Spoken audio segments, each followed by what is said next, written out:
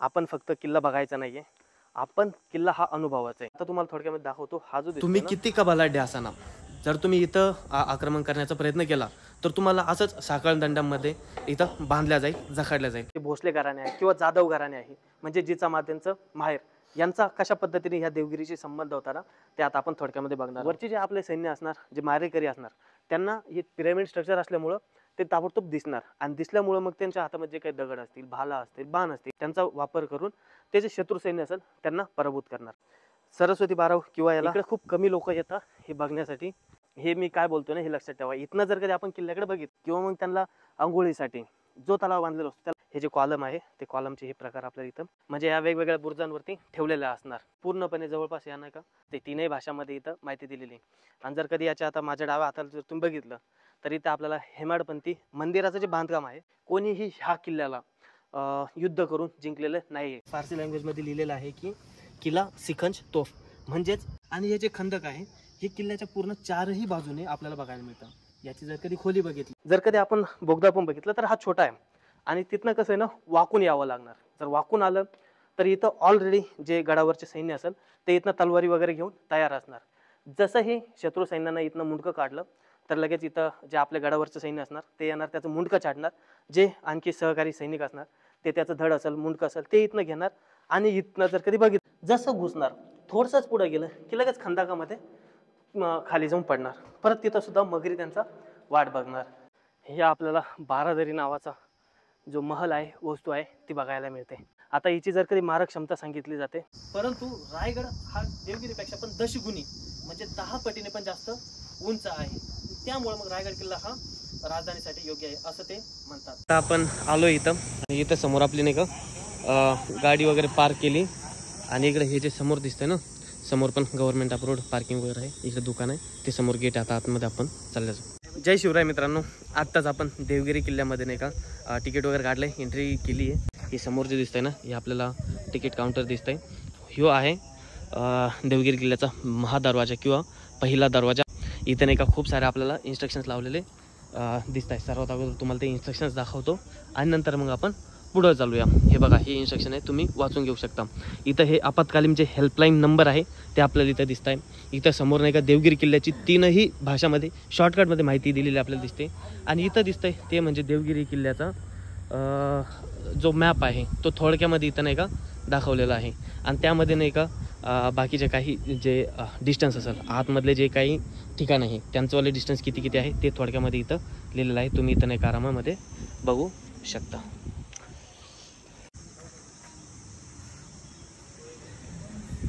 जय शिवराय मित्रांनो, स्वागत आहे तुम्हा सर्वांचं यादवांच्या किल्ल्यावरनं म्हणजे देवगिरी किल्ल्यावरनं, जो की छत्रपती संभाजीनगर पासून काहीच अंतरावरती आपल्याला बघायला मिळतो. आत्ताच आपण नाही का किल्ल्याच्या आतमध्ये एंट्री केली आहे. जवळपास आता आपल्याला दुसरा दरवाजा तो क्रॉस करून आपण आतमध्ये आलेलो. त्यानंतर आपल्याला हा एवढा मोठा परिसर बघायला मिळतो. यामध्ये नाही का सध्या या तोफा आपल्याला शोकेस म्हणून केलेला दिसत आहे. त्या मी थोडक्यामध्ये तुम्हाला दाखवतो. आता तुम्हाला थोडक्यामध्ये दाखवतो. हा जो दिसतोय ना, हा आहे दुसरा दरवाजा. आता हा आहे किल्ल्याचा दुसरा दरवाजा. आता याला ऑब्विसली इथं समजा नाही का दरवाजा ठेवलेला नाहीये, परंतु हे जे दरवाजाच्या वरती आपल्याला शिल्प दिसतंय ना, त्यामध्ये हत्ती दिसत आहे आपल्याला बरेचसे ते कोरलेले. आणि हे जे दिसतंय ना थोडंसं दरवाजाच्या ह्या साईडला जे आपल्याला कप्पे केलेले दिसत आहे, ह्या साईडला पण आणि ह्या साईडला पण. तर याचा अर्थ असं समजा की फॉर एक्झाम्पल पुढं आल्याच्या नंतर पहिला दरवाजा पडला आणि दुसरा दरवाजा जेव्हा फोडण्यासाठी येणार आणि दुसरा दरवाजा पण फोडला, तर त्यासाठी यामध्ये नाही का ओंडका टाकलेला असणार, जेणेकरून परत एक बॅरियर म्हणून असणार. तर तशी सिस्टम आपल्याला जो पहिला दरवाजा म्हणजे महादरवाजा आहे ना, त्यामध्ये सुद्धा केलेली दिसून येते. हे जे समोर दिसत आहे ना, हे खाते, ह्या खात्यांमध्ये नाही का ओंडका टाकला जाणार. आणि हा जो दरवाजा आहे, ह्या दरवाजाला मोठमोठे खिळे लावलेले सुद्धा आपल्याला दिसत आहे. म्हणजे त्यावेळेस जर कधी हत्तीनं धक्का पण द्यायचं म्हटलं तर ह्या खिळे नाही का त्यावेळेस दरवाजाला पडू देणार नाही. ह्या खिळ्यांना त्यावेळेस जे विष असेल ते सुद्धा लावलं जात होतं. असा हा त्या काळचा भक्कम दरवाजा आपल्याला बघायला मिळतोय. आता इथं जवळपास आपल्याला ना 1 2 3 4 5 ही 1 6 7 8 9 आणि 10 11 या 11 खोल्यांमध्ये आपल्याला वेगवेगळ्या तोफा ठेवलेल्या दिसत आहे. आणि तोफांच्या पाठीमागे आहे ना मग आपल्याला जे किल्ल्यांचे फोटो असतील ते दाखवलेले आणि त्यांच्याबद्दल थोडीशी माहितीसुद्धा दिलेली आपल्याला दिसते. आता ही एक मोठीशी तोफ आपल्याला इथं बघायला मिळते. वरती गेल्यानंतर आपल्याला मेंढा तोफ, किंवा मग कालापाड तोफ असेल, दुर्गा तोफ असेल, त्यासुद्धा बघायला मिळत आहे. आणि लगेचच लागतो तो म्हणजे आपल्याला हा तिसरा दरवाजा. आता मित्रांनो, हा जर तिसरा दरवाजा आपण बघितला तर एवढा मोठा आपल्याला बघायला मिळतो. आणि इथं हे आपल्याला शिल्प बघायला मिळते हत्तीचं. आता हे हत्ती जर कधी बघितलं तर याच्या पायांमध्ये नाही का साखळ दंडाने समजा बांधलेलं आपल्याला दिसतंय. तर याचा अर्थ असा सांगण्याचा प्रयत्न केला आहे, तुम्ही किती का बलाढ्य असाना, जर तुम्ही इथं आक्रमण करण्याचा प्रयत्न केला तर तुम्हाला असंच साखळ दंडामध्ये इथं बांधल्या जाईल, जखडल्या जाईल. असा हा त्या राजांचा नाही का उद्देश होता. त्या कारणास्तव हे आपल्याला शिल्प बघायला मिळत आहे. आपण आलो 2 नंबरचा दरवाजा, पाठीमाग आपल्याला 3 नंबरचा दरवाजा आणि हा एक आपल्याला दरवाजा बघायला मिळतोय. तर ह्या दरवाजाचं जर कधी आतमध्ये बघितलं तर आतमध्ये आपल्याला काहीच दिसत नाही आहे. आता मित्रांनो, आपण नाही का 3 नंबरचा जो दरवाजा आहे त्याच्या आतमध्ये आलेलो. माझ्या पाठीमागं जे स्ट्रक्चर बघताय, आता हे जे वरचा बुरुज आहे यांचे जे स्ट्रक्चर आपल्याला बांधलेलं दिसतंय ना, ते पिरॅमिड टाईपचं स्ट्रक्चर आहे. आता जर कधी आपण इजिप्तचे पिरॅमिड बघितले तर ते आपल्याला असे थोडेसे तिरपे बघता. म्हणजे जी भीत आहे त्या भीतीचा जो वरचा टोक आहे ते असं थोडंसं तिरपं असणार, जेणेकरून जर समजा शत्रू आले, शत्रूचं सैन्य आलं, ते आतमध्ये येत आहे, तर कधी पण काय करणार, ते भीतेच्या असं कडाकडानं चालायचा प्रयत्न करणार. परंतु वरचे जे आपले सैन्य असणार, जे मारेकरी असणार, त्यांना हे पिरॅमिड स्ट्रक्चर असल्यामुळं ते ताबडतोब दिसणार. आणि दिसल्यामुळं मग त्यांच्या हातामध्ये जे काही दगड असतील, भाला असतील, बाण असतील, त्यांचा वापर करून ते जे शत्रू सैन्य असेल त्यांना पराभूत करणार. मित्रांनो, याचा जर कधी आपण बघितलं तर पावलोपावली आपल्याला नाही का एक युद्धनीती यूज करून हे जे किल्ल्याचं बांधकाम केलेलं आपल्याला नाही का दिसतंय. आता हे पाठीमागं तुम्ही माझ्याला बघू शकता, हे जे आपल्याला काही स्ट्रक्चर दिसतंय, हे तर आता नंतर पुढील काळामध्ये जे पुरातत्व खातं आहे त्यांनी बंद केलेलं आहे. परंतु हे जर कधी बघितलं तर जे सैन्य आहे शत्रूचं, ते कसं विभाजलं जाणार, त्याचावाला हा एक प्रकार आपल्याला बघायला मिळतो. सपोज शत्रू सैन्य जर कधी आतमध्ये आलं, इथपर्यंत समजा तिसरा दरवाजा त्यांनी फोडला, तर तिथं तो आपल्याला नाही का चुकीचा दरवाजा बघायला मिळतोय. जसं जर बघितलं तर किल्ल्यामध्ये टोटल 52 दरवाजे आपल्याला बघायला मिळतात. परंतु खरोखर जर कधी वरती किल्ल्यावरती जायचं म्हटलं तर तसले आपल्याला फक्त 7च दरवाजे कामाचे असतात. आणि बाकीचे पूर्ण हे फेक दरवाजे आपल्याला बघायला मिळतात. जेणेकरून जे शत्रूचं सैन्य आहे त्यांना कुठं कुठंतरी थकवलं जाईल, विभाजन वेगवेगळ्या तुकड्यांमध्ये केलं जाईल. आणि मग नंतर जे आपलं सैन्य असेल, जे गडावरचं सैन्य असेल, त्यांना मारण्यासाठी सोपं जाईल. आता हे पण जर कधी खंदक बघितलं तर ह्या साईडनं जर कधी शत्रू गेला तर तो डायरेक्ट जवळ 1.5 किलोमीटर अंतरावरती जाणार. आणि नंतर पुढे गेल्यानंतर, थकून गेल्यानंतर पुढं काहीही वापस लागणार नाही, तिथून परत मग वापस यावं लागणार. आणि हा जो बुरुज आपल्याला दिसतोय, याचं हे असलं काही कन्स्ट्रक्शन किंवा बांधकाम, उंच उंच भिंती आपल्याला बांधलेल्या दिसतंय. आता हे कोणी बांधलेलं, याचा इतिहास काय हे सुद्धा आपण थोडंसं पुढे गेलो का ते सुद्धा जाणून घेणारच आहोत. सध्या हे जे शिल्प आहे ना, हे तुम्ही बघू शकता ह्या खिडकीमध्ये कसल्या पद्धतीनं केलेलं आहे. आणि हे एवढं मोठं बलाढ्य बांधकाम तुम्ही थोडक्यामध्ये बघू शकता. थोडंसंच पुढं आल्यानंतर इथं लगेचच आपल्याला नाही का दरवाजे बघायला मिळतं. इथं तसं तर लगेच एका मागे एक 2 दरवाजे आपल्याला बघायला मिळतात. मित्रांनो, जर कधी बघितलं तर किल्ला आपल्याला समोर दिसतो, तर त्यांनी मग हे आडवळणी दरवाजे का बरं बनवले असणार? जर कधी आपण कधी पण पळायचं ठरलं किंवा दूर जाण्याचं ठरलं तर सरळ असलं तर तो वेग असतो तो जास्त असतो. आणि त्याच ठिकाणी जर कधी आडवळणी असला किंवा वाकडा रस्ता असला तर त्यावेळेस मग काय होतं, जो वेग आहे तो कमी होतो. तर हे सर्व बांधण्याचं काम हेच, की जो शत्रूचा वेग आहे तो कुठं कुठंतरी कमी करण्याचा इथं प्रयत्न केलेला आहे. आता आपण बघूया की इकडे आपल्याला काय दिसतंय. या तुम्ही पण या माझ्या पाठीमागं. आपण आता इकडं पण आहे ना एक दरवाजाचा प्रकार आपल्याला बघायला मिळतोय, जेणेकरून शत्रू सैन्य हे बघा इकडे जर कधी आलं तर काहीही आपल्याला बघायला मिळत नाही. म्हणजे असल्या पद्धतीच्या ज्या नीती आहे ना, ह्या आपल्याला किल्ल्यामध्ये राबवलेल्या दिसून येत आहे.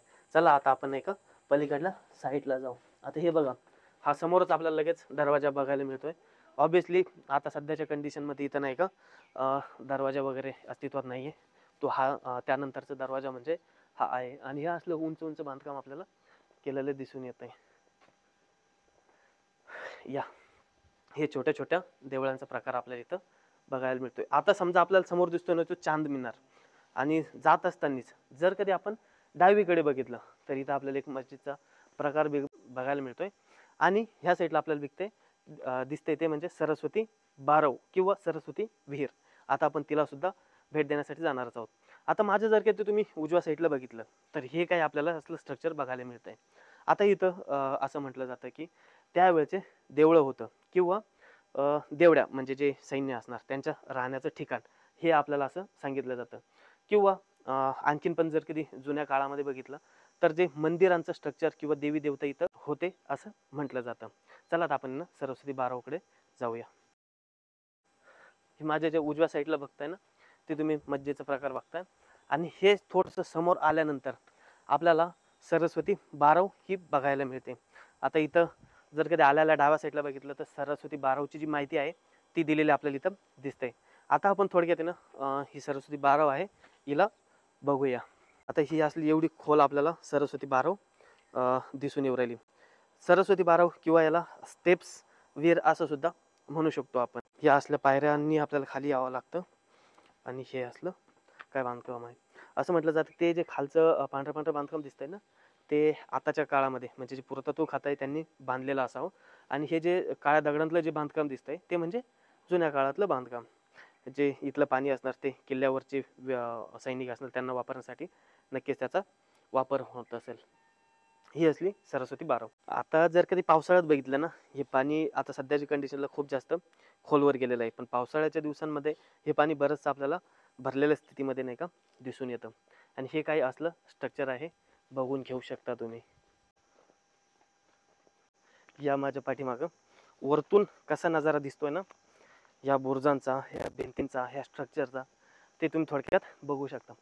थोडंसं इकडं बघा हा चांद मिनार दिसतोय आणि इथनं आपल्याला पूर्ण किल्ला हा स्पष्टपणे दिसून येतोय. आणि इकडनं जाण्यासाठी तर आहे पण थोडंसं अवघड जागा आहे. इकडनं जर का जायचं म्हटलं तर त्या साईडनं तिकडे आपण जाऊ शकतो. परंतु थोडक्यात तुम्हाला इथनंच आहे ना दाखवतो. हे बघा आत्ता आपण आलो ते म्हणजे ह्या ठिकाणांवरून. आता आपण थोडक्यात हे जे बुरुजांचं स्ट्रक्चर आहे तिथे आपण आलेलो. ऑब्विसली आपण नाही का पलीकडल्या साईडला काही गेलेलो नाही आहे. परंतु थोडक्यात तुम्हाला दाखवतात इथं नाही का सामान वगैरे पडलेलं आहे. जे पुरातत्व खातं आहे ते इथं पूर्ण काम वगैरे बघतं. त्यांच्या अंडरमध्ये हा पूर्ण किल्ला येतो. त्यांचं काही सामान वगैरे पडलेलं आहे. हे समोर असलं काही स्ट्रक्चर आपल्याला बघायला मिळत आहे. आता आपण जाऊया ते म्हणजे थोडंसंच पुढे गेलं की तिथं आपल्याला दिसणार आहे डाव्या हाताला म्हणजे मोठासा हत्ती हाऊस. हा चांद मिनार तर आपल्याला बघायलाच मिळतोय. पुढं बऱ्याचशा काही गोष्टी आपल्याला बघायला मिळणार आहे. मेंढा तोफ आहे, दुर्गा तोफ आहे, ह्या सर्व गोष्टी आपल्याला आता पुढं बघायला मिळणार आहे. तर चला आता पुढं जाऊया. आता आपण थोडंसं जाऊ ते म्हणजे कचेरी बिल्डिंगकडे. हे जे तुम्ही गार्डनचं जे मेंटेनन्स आहे ना ते थोडक्यामध्ये बघू शकता की हे जे पुरातत्व खातं आहे त्यांनी चांगल्या पद्धतीने इथं आपल्याला काम केलेलं दिसून येतं आहे. हे हेज वगैरे बनवलेलं आहे. तिकडं पाण्याची व्यवस्था तिथे केलेलं आपल्याला दिसून येते. आणि जे काही पडलेल्या अवस्थेमधलं जे किल्ल्यांच्या इमारतींचं स्ट्रक्चर ते सुद्धा आपल्याला इकडं डाव्या साईडला बघायला मिळतं आहे. आणि हे जो तटबंदी आहे मोठी मोठी बघू शकता किती उंच तटबंदी आपल्याला ही किल्ल्याची बघायला मिळते. आणि ह्या साईडला जी कचेरी बिल्डिंग म्हणतो ना ती आपल्याला दिसते. आता आपण तिकडे जाऊया. आता ही जी समोरची आपल्याला इमारत दिसते ही म्हणजे कचेरी इमारत. आता आपण थोडक्यामध्ये इथं बघूया की कसल्या प्रकारे आपल्याला स्ट्रक्चर हे दिसून येत आहे. हे बघा इथलं हा काही असला स्ट्रक्चर आपल्याला इथं बघायला मिळते. पाण्याची व्यवस्था वगैरे केलेली इथं आहे ना दिसून येते. आणि ही आहे समोर जी इमारत कचेरी इमारत जी म्हणतो ना आपण ते हीच दिसत आहे. इकडे कसं ना कोणी पण जे पण पर्यटक येतात ना शक्यतो ते तिथनंच असं फिरून चांद मिनारच्या साईडनं तसं तिकडे जातात. इकडे खूप कमी लोक येतात हे बघण्यासाठी, याला एक्सप्लोर करण्यासाठी. हे बघा भाऊ आपलं काम आहे आपण फक्त किल्ला बघायचा नाही आहे, आपण किल्ला हा अनुभवाचा आहे. काय काय गोष्टी आपल्याला तिथं बघायला मिळत आहे ना त्या सर्व स्वतः पण बघायच्या आणि जे तुम्ही हे आहे जे आपले व्हिडिओज कंटिन्यू बघता तर त्यांनासुद्धा दाखवायच्या. हे आपलं काम बनतं. तर त्यामुळं आपण आहे ना जवळपास व्यवस्थितरित्या अभ्यास करून ज्याचा काही पुरावा आहे त्याच गोष्टी दाखवून मग ते येत असतो आणि हे किल्ल्यांना व्हिजिट वगैरे करत असतो. किल्ला असो किंवा मग ऐतिहासिक ठिकाण असो. आता हे पाठीमागे ना असल्या प्रकारे दिसतं. आता तुम्ही या एक मिनटं इकडं.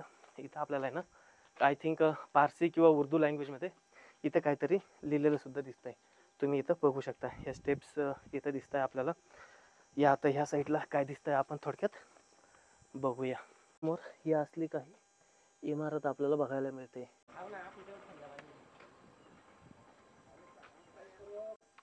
आता आपण चाललेलो पुढे आणि हा असला काही आपल्याला वाट ही बघायला मिळते ज्यानं आपल्याला आता पुढं जायचंय. आता हे मी काय बोलतो ना हे लक्षात ठेवा. इथनं जर कधी आपण किल्ल्याकडे बघितलं तर आपल्याला जवळपास डाव्या साईडला हा किल्ला बघायला मिळतोय. परंतु याचं काय हे सांगण्याचं जे तात्पर्य आहे ना ते का बरं असं सांगतोय हे तुम्हाला पुढे जेव्हा आपण दरवाजांपासून बुरुजांपासून जाऊ ना तर तेव्हा मी तुम्हाला सांगतो. आता समोर आहे चांद मिनार आणि आपलं जे डाव्या साईडला आहे आता आपण ज्याकडे चाललेलो आहोत ते आहे म्हणजे हत्ती तलाव. आता त्याला हत्ती तलाव का म्हणायचं, बरं त्याची जी रचना कशी आहे ते आता आपण थोडक्यामध्ये आतमध्ये गेल्यानंतर आहे ना बघूया. ह्या स्टेप्सला असलं काय आपलं थोडंसं कोरीव काम केलेलं दिसून येत आहे. आता आपण बसलेलो आहोत ते म्हणजे हत्ती तलावाच्या या ठिकाणी. आता मित्रांनो, हत्ती तलाव, हे हत्ती तलाव नाव आहे ना, कोणत्या पण किल्ल्यावरती गेलं तर आपल्याला तिथे एक मोठासा अवाढव्य असा तलाव बघायला मिळतो आणि त्याचे नाव दिलेलं असतं ते म्हणजे हत्ती तलाव. आता त्याचे दोन प्रामुख्याने उद्देश असतात. एक म्हणजे जर कधी किल्ल्यावरती हत्ती असेल तर त्यांना पाणी पिण्यासाठी किंवा मग त्यांना अंघोळीसाठी जो तलाव बांधलेला असतो त्याला हत्ती तलाव म्हणतात. किंवा तो एक अवाढव्य असतो त्यामुळे सुद्धा त्याला काय म्हणतात, हत्ती तलाव. कारण जर कधी हत्तीचा आपण बघितलं तर तो कसा असतो, मोठा असतो. तर ते एक कारण असू शकतं की ज्यामुळे त्याला हत्ती तलाव म्हणतात. आता हा हत्ती तलाव आहे आपल्या इथे बघू शकतं. याचं तर माझ्या मते असं वाटतं की याचं जे स्ट्रक्चर आहे ते खूप मोठं आहे, त्यामुळे याला हत्ती तलाव असं म्हणू शकतं. कारण हत्ती याच्या आतमध्ये जाण्याची ना आपल्याला कुठल्याही प्रकारे असे म्हणजे शक्यता दिसून येत नाही की ज्यामुळे इथं हत्ती जाऊ शकता अशा पद्धतीने. आता जर कधी ह्या हत्ती तलावाच्या आपण 3 बाजून जर कधी बघितलं तर ह्या असल्या पायऱ्या आपल्याला बघायला मिळत आहे, ज्या पायऱ्यांनी समजा तलावामध्ये आतमध्ये जाऊ शकता. आता मित्रांनो, हा जो हत्ती तलाव तुम्ही बघितला, याचं जे स्ट्रक्चर बघितलं, याचा जे अवैधव्यपणा आपण बघितलं, यावरनं साधा आणि सोपा हा अंदाज आपल्याला नक्कीच लागतो की हा भरल्याच्या नंतर किल्ल्यावरती पाण्याची कमी ही पडणार नाही. तर हे असला आपल्याला मोठासा हत्ती बघायला मिळतोय. हे पुढे चालून जे पुरातत्व खाते आहे त्यांनी बनवलेलं हे आपल्याला मस्त मेंटेनन्स केलेलं आपल्याला बघायला मिळते. आता जे आपल्या डाव्या साईडला म्हणजे हे जे दिसतंय ना, तिथं आहे भारत मातेचं मंदिर. आता आपण तिथं जाऊया. त्याच्या अगोदर इथं समोर आहे ना तुम्हाला काहीतरी एक विशिष्ट वेगळी अशी गोष्ट दाखवणार आहे. ती सुद्धा आता आपल्याला इथं गेल्यानंतर बघायचीच आहे. ती आता तुम्ही माझ्या पाठीमागे. आता आपण चाललेलो आहोत ते म्हणजे भारत मातेच्या मंदिराकडे. हे समोर आपल्याला जे काही एंट्रन्सचं गेट आहे हे असल्या पद्धतीने दिसून येत आहे. आणि हे जे माझं तुम्ही डाव्या साईडला जर बघताय ना, या भीतीवरती आपल्याला बरंचसं कोरीव काम सुद्धा केलेलं दिसून येत आहे. थोडंसं इकडं तुम्ही नाही का बघू शकता, या भीतीवरती आपल्याला कोरीव काम मध्ये मध्ये दगडांमध्ये सुद्धा नाही का केलेलं दिसू शकतं. आता मी जे तुम्हाला म्हटलो होतो की इथं आल्यानंतर तुम्हाला काहीतरी स्पेशल आपण दाखवणार आहे, तर ते याबद्दल बोलत होतो आपण. आता हे जे तुम्ही स्ट्रक्चर बघताय ना, या तुम्ही आता थोडंसं पुढे या. आता हे जे आपलं स्ट्रक्चर दिसून येते, आता हे जे मोठे दगड जे पडलेले ना, याला कसं नाही एक लॉक अँड की मेथडचे दगड आपल्याला इथं दिसत आहे. म्हणजे याचा अर्थ आतमध्ये गेल्यानंतर आपल्याला जो मोकळा स्पेस दिसेल त्यामध्ये त्या काळी नाही का छत होतं, तर ते छत ह्याच दगडांपासून बनवलेलं होतं. म्हणजे एकावरती एक लॉक अँड की मेथडनं ठेवलेलं ते छत आपल्याला दिसत आहे. हे जे कॉलम आहे ते कॉलमचे हे प्रकार आपल्याला इथं बघायला मिळत आहे. हे तुम्ही नाही का डिझाईन वगैरे बघू शकता की कशा पद्धतीने आपल्याला हे दिसून येतं. हे मोठे दगड आपल्याला इथं हे रांजण दिसून येतोय, जे की त्या काळचा पाणी पिण्यासाठी हा नक्कीच असू शकतो. आणि हा जो पूर्ण आपल्याला मोकळा परिसर दिसतोय हा त्या काळचा सभामंडप, जे मी तुम्हाला अगोदर दगड वगैरे दाखवले जे लॉक अँड कीचे, त्यांचाच उपयोग करून कुठं हा पूर्ण उभा मंडप असू शकतो. पण पुढीलच्या काळामध्ये काय झालं, मग हा जो सभा मंडप होता हा पूर्ण उद्ध्वस्त झाला. आता हे समोर आपल्याला पूर्ण आहे ना जे भारत मातेचं मंदिर बघायला मिळतंय. आता भारत मातेचं मंदिर म्हणजे ऑब्विसली जे भारत आझाद झाला 1947, तर त्यानंतरचं हे मंदिर आपल्याला बघायला मिळतंय. बऱ्याचशा काही कॉन्ट्रोवर्सी सुद्धा झाल्या, तर त्यानंतर मग हे भारत मातेची मूर्ती इथं बसवली गेली. आता असं म्हटलं जातं की त्यावेळेस जर कधी जुना काळ बघितला तर जैन मंदिराचे काही अवशेष इथं होते. त्यानंतर हिंदू धर्माचे सुद्धा अवशेष इथं काय होते. आणि मग नंतर हे आपल्याला इथं सध्याच्या कंडिशनला भारत मातेचं मंदिर दिसून येत आहे.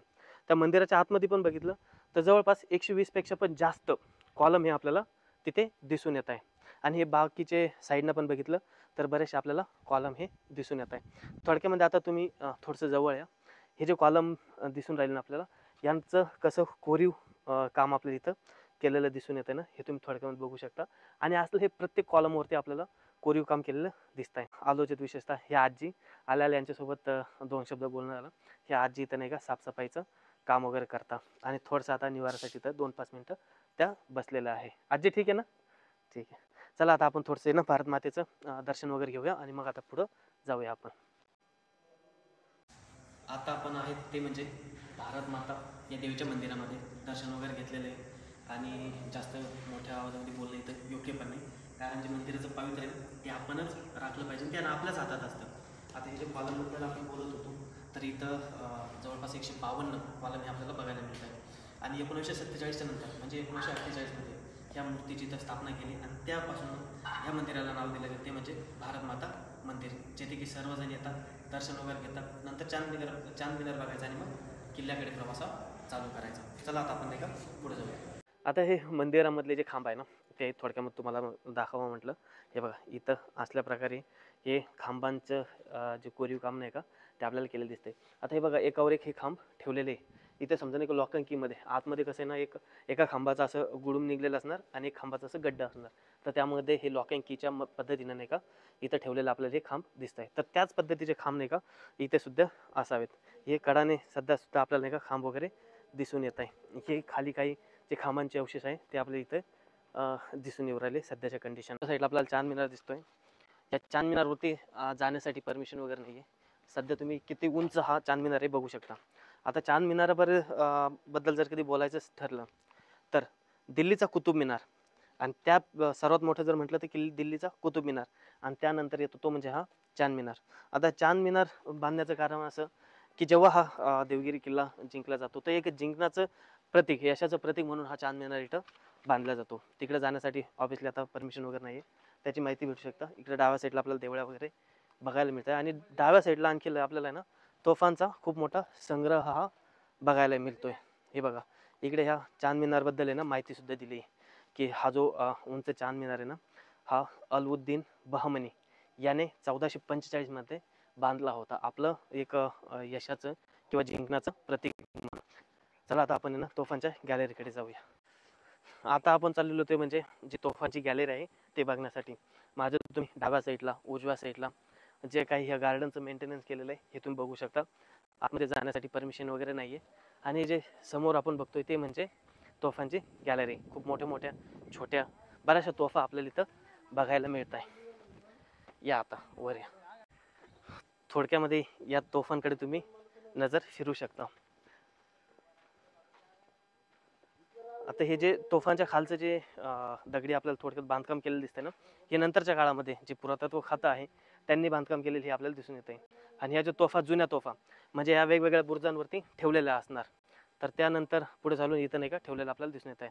बघू शकता की किती मोठ्या मोठ्या आणि जुन्या ह्या तोफा आपल्याला इथं बघायला मिळत आहे. जर मोजायचं ठरलं किती तोफा आहे, आत्ताच आपण नाही का या तोफा थोडक्यामध्ये मोजलेल्या आहे. या तोफा जर कधी बघितल्या तर जवळपास 53 तोफा ह्या आपल्याला इथं बघायला मिळत आहे. वेगवेगळ्या पद्धतीच्या वेगवेगळ्या तोफा ह्या बघायला मिळत आहे. हे बघा, या आता आपल्याला ना छोट्या इथं तोफा दिसून येऊ राहिल्या आणि या तोफांच्या वरती ते आकडा वगैरे दिसतोय. कदाचित ते कशासाठी असणार, अटकवण्यासाठी. इथं पण आपल्याला तोफा दिसून येत आहे. असे आता हे समोर जर बघितलं तर खूप मोठ्या मोठ्या तोफा ह्या आपल्याला दिसत आहे. आणि या तोफांच्या समोर बघा केवढा मोठा हा चांद मिनार आपल्याला दिसून येऊ राहिला. चला आता थोडक्यात म्हणजे ना खास तुम्हाला ही तोफ दाखवायची होती या तोफा, त्यामुळे म्हटलं नाही का. चला आता हे बघा, ही तोफ असल्या पद्धतीची काहीची रचना आहे. ती वरतून असलं काही डिझाईन नाही का ह्या तोफांना दिलेलं आहे. ह्या पण तोफा तुम्ही बघू शकता. ही समोर बघा किती मोठी तोफ ही आपल्याला दिसून येते. आता तोफेबद्दल थोडीशी माहिती सुद्धा आपण घेणारच आहोत. हे बघा, या तोफेच्या वरती ना सिंहाचं जे काही चित्र केलेलं यामध्ये आपल्याला दिसून येते. हे इथं तोफेवरती काहीतरी लिहिलेलं सुद्धा आपल्याला दिसून येते. हे बघा, हे इकडं जे ना तोफ आहे त्या तोफबद्दल नाही का लिहिलेलं सुद्धा आपल्याला दिसून येते. माहिती थोडक्यामध्ये इंग्लिशमध्ये दिलेली आहे की कॅनॉन बॉल, वेंट, फिल्टर, बऱ्याचशा काही गोष्टी इथं आपल्याला दिलेल्या आहे. तुम्ही याला निवांतपणे बघू शकता. ही बघा मोठी तोफ आपल्याला इथं दिसून येते.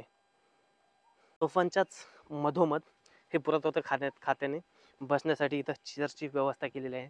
मस्तपैकी इथं यायचं, चेअर्सवरती बसायचं आणि पाठीमागील जो चांद मिनार दिसतोय ना त्याच्यासोबत आपला फोटो क्लिक करायचा. चला आता आपण शिंदे सरकारचा फोटो इथं घेऊया. जे आम खास आहे त्या ठिकाणी चाललेलो आहोत. आता असं म्हटलं जातं की इथे नाही का जे खोदकाम वगैरे केलेलं असणार पुरातत्व खात्यानं, त्यामध्ये ज्या मूर्त्या वगैरे आहे त्यासुद्धा इथं ठेवलेल्या होत्या. तर त्यासुद्धा आपण आता थोडक्यामध्ये जाऊन आहे ना बघूया. आता आपण थोडक्यामध्ये आलेलो आहोत ते म्हणजे आम खास या ठिकाणी. आता माझ्या उजव्या बाजूला जी पांढरी इमारत तुम्ही बघताय, एकदा तिकडं कॅमेरा फिरवा. ही जी इमारत आहे ही जुनी आहे, परंतु ह्या ज्या मूर्त्या आपण बघतोय इथं, जे पण काही नंतरच्या काळामध्ये पुरातत्व खात्यानं जे पण इथं उत्खनन केलं त्यामध्ये ज्या पण मूर्त्या सापडलेल्या तर त्या इथं ठेवल्या आहे. त्यांचं इथं गॅलरी बनवलेली आहे. आता इथं सुरुवातीलाच आपल्याला गणपती बाप्पाची जी मूर्ती आहे ती इथं बघायला मिळते. ऑब्व्हियसली ती आता तुटलेल्या अवस्थेमध्ये आहे. औरंगजेबाच्या काळामध्ये सुद्धा कित्येक साऱ्या ज्या मूर्त्या आहेत त्या नाही का तुटलेल्या होत्या. हे आपल्याला जे आय थिंक मला दिसण्यावरून वाटतं की जे जैन धर्माची जी मूर्ती आहे ती इथं नाही का आपल्याला दिसून येते. हे वेगळ्या देव्यांच्या मूर्ती आपल्याला इथं दिसत आहे. हे वेगवेगळं असं स्ट्रक्चर इथं आपल्याला ना दिसून येतं. पूर्णपणे जवळपास या नाही का तुटलेल्या अवस्थेमध्ये आपल्याला इथं दिसत आहे. इथं नंदी बाप्पा सुद्धा आपल्याला बघून मिळाला. वेगवेगळ्या ज्या देवी देवतांच्या मूर्त्या आहे त्या इथं आपल्याला दिसून येऊ राहिल्या. समोर आपल्याला नाही का तोफ सुद्धा ठेवलेली दिसून येते. आणि हा समोरचा आम खास किल्ल्यावरती कित्येक ठिकाणी आपण बघत असतो की आम खास आणि दिवाने खास हे आपल्याला दिसून येत असतात. आम खास म्हणजे जे नॉर्मल लोक असतील त्यांच्यासाठी ते असलेली जागा, आणि दिवाणी खास म्हणजे जे स्पेशल लोक असतील, गेस्ट असतील, त्यांच्यासाठी जे विचार विश्लेमत करण्याची जागा म्हणजेच दिवाणी खास. तर इथं हा समोरचा आपल्याला आम खास हा बघायला मिळतोय. चला आता आपण समोर आहे ना ज्या मूर्त्या आहेत त्या थोडक्यामध्ये तुम्हाला दाखवतो. थोडक्यामध्ये मित्रांनो हा व्हिडिओ तुम्हाला कसा वाटतोय ते कमेंट सेक्शनमध्ये नक्की सांगा. इन्फॉर्मेटिव्ह वाटत असेल, माहिती जर कधी आवडत असेल तर व्हिडिओ लाईक, चॅनलला सबस्क्राईब सुद्धा नक्कीच करायचं आहे.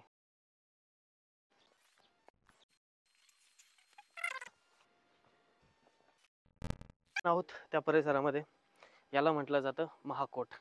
आणि जो मेन दरवाजा आहे, पहिला दरवाजा जो आपण बघितलं, त्याच्या पाठीमागल जे परिसर जर आपण बघितला तर त्याला म्हटलं जातं ते म्हणजे अंबरकोट. आणि हा जो समोर आपल्याला दरवाजा जी बुरुज दिसतंय ना त्याच्या पाठीमागील जर भाग बघितलं तर तिथनं चालू होतो तो म्हणजे काळा कोट. त्याच्याच अलीकडं उजव्या हाताला आपल्याला बघायला मिळतं ते म्हणजे चिनी महल. चला आता आपण ना थोड्या वेळामध्ये तिकडे जाऊ. आता इथपर्यंत आल्यानंतर डाव्या साईडला नाही का इकडं जे पर्यटक आहेत त्यांच्यासाठी टॉयलेटची व्यवस्था केलेली आहे. इथं समोरच मस्तपैकी थंड असं पाण्याची व्यवस्था केलेली पिण्यासाठी. इथं नाही का आपल्याला देवगिरीचा जो मॅप आहे जो आपण फ्रंटला बघितला होता तो इथं मस्तपैकी केलेला आपल्याला दिसतोय. इथून बघू शकता मस्त हे जे पुरातत्व खातं आहे त्यांनी कशा पद्धतीने इथं बांधकाम वगैरे केलेलं आहे. आता थोडंसंच पुढं आल्यानंतर आहे ना इथं हा जो परिसर आहे हा म्हणजे कालाकोट, जे की आत्ता आपण अगोदर सांगितलं सुद्धा. त्याच्यावाली ही माहिती आपल्याला इथं दिलेली दिसते. तीनही भाषांमध्ये इथं माहिती दिलेली आहे. आणि जर कधी याच्या आता माझ्या डाव्या हाताला जर तुम्ही बघितलं तर इथं आपल्याला हेमाडपंथी मंदिराचं जे बांधकाम आहे ते आपल्याला इथं दिसून येत आहे. थोडक्यामध्ये आता आपण आतमध्ये जाऊया आणि तुम्ही थोडक्यामध्ये इकडे बुर्जांवरती ना एकदा नजर फिरू शकता.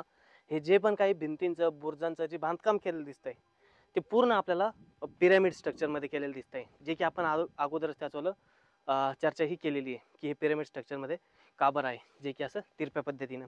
आणि किती उंच उंच हे बुरुज आपल्याला दिसून येत आहे. चला आता थोडंसं नाही का ह्या मंदिरामध्ये जाऊया. मंदिरामध्ये आल्यानंतर आहे ना इथं आपल्याला बरेच असे कॉलम्स बघायला मिळत आहे. इथं सध्याच्या कंडिशनला आपल्याला म्हणजे कोणत्या देवी देवताचं हे मंदिर होतं हे तर काही दिसून येत नाही आहे. पण थोडक्यामध्ये इथं यायचं, जे हेमाडपंथी मंदिराचं बांधकाम आहे त्याचा थोडासा आढावा घ्यायचा, बघायचं. हे जो कॉलम आहे यांची जी रचना आहे, कसं ह्या दगडांवरती कोरीव काम केलेलं आहे हे तुम्ही बघू शकता. हे साईडला सुद्धा जे आपल्याला थोडंसं स्ट्रक्चर बघायला मिळत आहे, जे ते कदाचित त्यावेळी मूर्ती वगैरे ठेवलेली असू शकते. हे तुम्ही थोडक्यामध्ये नाही का जे कोरीव काम आहे, हे फुलं वगैरे हे तुम्ही नाही का बघू शकता. हे बघा कसल्या पद्धतीचं कोरीव काम हे आपल्या इथं केलेलं आहे ना दिसून येत आहे. हे कॉलमवरती पण तुम्ही बघू शकता की कसल्या पद्धतीचं हे आपल्याला बांधकाम यावरती केलेलं दिसून येऊ शकतं. आल्यानंतर इथं मस्त वातावरण पण एकदम भारी आणि थंड वातावरण आपल्याला बघायला मिळते. परत तीच एक गोष्ट इथं येते, आता म्हणा किंवा मागील काही काळामध्ये म्हणा, ज्यावेळेस पुरातत्व खातं किंवा सिक्युरिटी ह्या कमी होता त्यावेळेस म्हणा, परंतु असतातच काही नमुने त्यांनी नाही का या मंदिराच्या या पवित्र ठिकाणाला सुद्धा सोडलेलं नाही आहे. तिथं सुद्धा काही काही गोष्टी ज्या नाही लिहायला पाहिजे त्यासुद्धा लिहिलेलं आपल्याला दिसून येते. जसे की तुम्ही समोर भिंतीवरती बघू शकता, इथं कॉलमवरती बघू शकता. चला मित्रांनो हे मंदिर आपण बघितले. आता आपण जाऊया ते म्हणजे समोरच्या दरवाजा करता. आता त्या दरवाजाची जी बांधणी आहे ती कशा पद्धतीने स्पेशल आहे ना ते आता आपण थोडक्यामध्ये बघणार आहोत. थोडक्यामध्ये हा जो अवाढव्य असा जो दरवाजांचा बुरुजांचा जो प्रकार आहे तो तुम्ही थोडक्यामध्ये बघू शकता किती भयंकर आहे. आणि त्याचमुळे मित्रांनो हा जो देवगिरी आहे ना याला अभेद्य असं म्हटलेलं आहे. कारण आजपर्यंत जेवढे पण राजे महाराजे होऊन गेले कोणीही ह्या किल्ल्याला युद्ध करून जिंकलेलं नाहीये. त्याचं हेच कारण आहे की आपल्याला पावलं पावले ना विशेष असे योजना राबवलेली दिसते सिक्युरिटीच्या हेतूने. आता पुढे गेल्यानंतर आपल्याला भूलभुला वगैरे तर दिसणारच आहे. त्यावेळेस सुद्धा तुम्ही बघशाल की किती वेगळ्या पद्धतीने या किल्ल्याची रचना केलेली आहे. या किल्ल्याचा इतिहास आपण थोडक्यामध्ये पुढे गेलो बघणारच आहोत. आता मित्रांनो आपण आलेलो कालाकोटच्या थोडंसं पुढं. आता तुम्ही नाही का या परत ही जे दरवाजा आहे यांची रचना बघू शकता, खिळे वगैरे बघू शकता. प्रामुख्याने हे जर खिळे बघितले तर आपण महादरवाजा बघितलं तर त्या दरवाजाला जे खिळे लावले होते ते मोठ्या प्रमाणामध्ये मोठे आकाराचे होते, इथं आपल्याला छोटे बघू शकता. आणि जर कधी आपण पाठीमागनं बघितलं, जेव्हा मी तुम्हाला म्हटलं होतं की किल्ला आपल्याला कोणत्या दिशेने दिसतोय हे लक्षात ठेवायचं आहे, तर तेव्हा जर आपण बघितलं तर किल्ला हा आपल्याला डाव्या साईडनं बघायला मिळत होता. परंतु जर कधी आता दरवाजा आला बघितला तर दरवाजा मग सरळ पण ठेवू शकत होते ना, मग त्यांनी उजव्या साईडला का बरं केलाय? तर तुम्हाला सांगतो, सैन्य असो किंवा आपण आता पण बघितलं तर शक्यतो आपण उजव्या हाती असतो, म्हणजे डाव्या हातात तलवार असणार, डाव्या हातामध्ये ढाल असणार आणि उजव्या हातामध्ये तलवार असणार. तर जर कधी कोणताही शत्रू असेल, सैन्य असेल, ते जेव्हा आतमध्ये येणार तर तो असा साईडने येणार. तर साईडने आल्यानंतर त्याचा ह्या साईडला जायचं म्हणजे जो तोल आहे तो त्याचा कुठं कुठे समजा जी ताकद आहे ती हाताची ती कमी होणार. आणि त्याच ठिकाणी जर कधी सरळ असलं, तो जर ह्या ठिकाणी पडला तर या हातात जर तलवार आहे तर ती फिरवण्यासाठी त्याला सोपं जाणार. तर ह्या सर्व गोष्टींचा विचार करून ही असली जे दरवाजा आहे ना त्यांच्यावाली बांधणी आपल्याला इथे केली दिसते. आता ह्या साईडला जर बघितलं, जर शत्रू आला समजा आणि बघितलं की किल्ला तर ह्या साईडला दिसतोय आणि ह्या ठिकाणी सुद्धा आपल्याला कुठं कुठे एक दरवाजाचा सारखा प्रकार आपल्याला दिसून येतोय. तर त्यावेळेस कोणी कोणी काय विचार करणार की यार किल्ला जर ह्या साईडला आहे तर मग दरवाजा इकडे तर नाहीये, तर अर्धे सैनिक काही इकडे जाणार, काही इकडे जाणार, म्हणजे सैन्यांचं जे विभाजन आहे, शत्रूचं जे विभाजन आहे ते करण्याचा प्रयत्न इथे केलेला आहे. समजा मग अर्धे सैनिक काय करणार, याला तोडणार, याच्यामध्ये आपला टाइम वेस्ट करणार, एनर्जी वेस्ट करणार.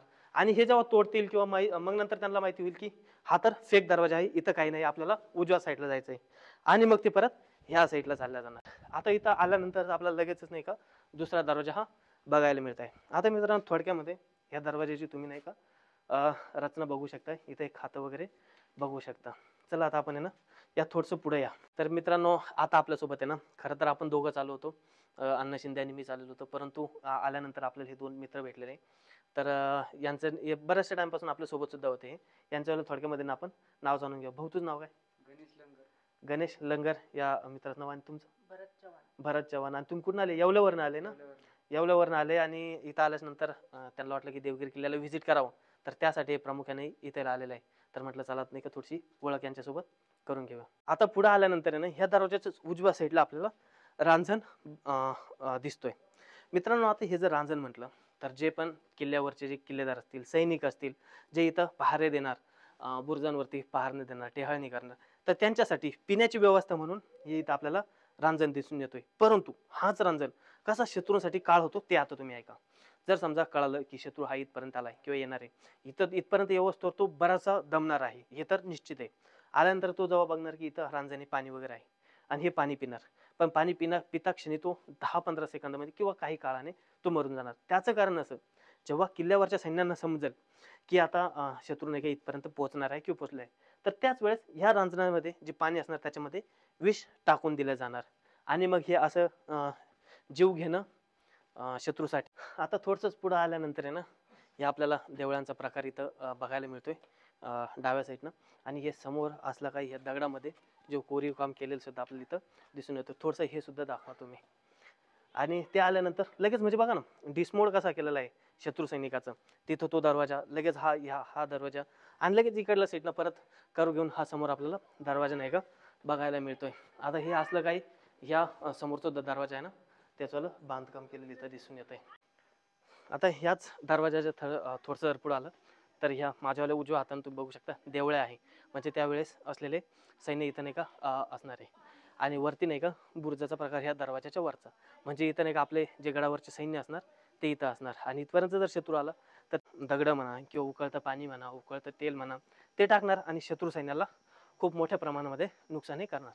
चला आता आपण थोडं उजव्या साईडला आहे ना जी चिनीमाला आहे ते बघूया, आणि पुढं मग आपल्याला मेंढ्यातोप दिसते ती सुद्धा बघूया. आता हे समोर जर बघितलं तर असले आपल्याला खूप साऱ्या ठिकाणी ना जे डस्टबिन आहे ते बघायला मिळत आहे. तर जी पाण्याची बॉटल असेल ती असेल ती असल्या डस्टबिनमध्ये आपल्याला टाकायची आहे. ती समोर जी दिसते ना ती आहे मेंढातोप, ह्या देवळांचा प्रकार. हे असलं काही इथं. आता हा पण इथं दरवाजा दिसतोय. खरं जर बघितलं तर आता आपल्याला समोर जायचं आहे, परंतु इथं सुद्धा एक फेक दरवाजा हा त्या काळी बांधलेला आहे. आता हे जे समोर आपल्याला वस्तू दिसते ती म्हणजे चिनी महल. आता मित्रांनो हे जे समोर आपलं स्ट्रक्चर दिसते ना हे आहे चिनी महल. आता चिनी महल म्हणजे त्यावेळी असं म्हटलं जात होतं की जेव्हा मुघलांचं वगैरे टाईम आला होता तर त्यावेळेस ह्याच महलामध्ये जे राजकैदी असेल त्यांना इथं ठेवलं जात होतं. जो हैदराबादचा कुतुबशाह होता, ज्याने छत्रपती शिवाजी महाराजांना मदत केली होती. कधी? जेव्हा छत्रपती शिवाजी महाराजांनी ही दक्षिण दिग्विजयाची जी मोहीम हाती घेतली होती, तर त्यावेळेस त्यांना कुतुबशहाने मदत केली होती. तोच कुतुबशाह जेव्हा औरंगजेब हा कुतुबशाही संपवतो, तर त्यावेळेस कुतुबशहाला ह्याच चिनी महालामध्ये बंदी करून ठेवतो, असं याच्यावर आपल्याला पुरावे इतिहासामध्ये दिसून येतं. हा आपल्याला चिनी महल थोडक्यामध्ये ना